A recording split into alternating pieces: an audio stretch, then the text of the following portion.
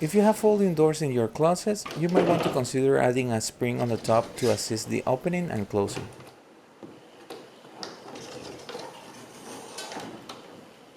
The main reason I did this is to avoid having partially closed doors that I think look bad. The hard part is finding the correct spring.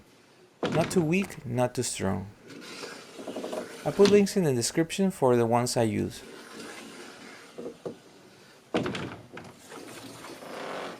Where to put the screws? Measure the distance between both doors close to the edge.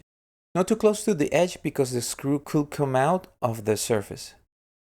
Take that measurement and divide it by half so you can mark each door to know the exact placement of the screw. This will give you an even force when closing and opening. Optionally, you can add a bumper to avoid hitting the ends too hard. It's a simple trick but makes the home look nicer. Besides, it's cool to have the doors with the assisted motion like we have in other drawers and doors. Almost like automatic.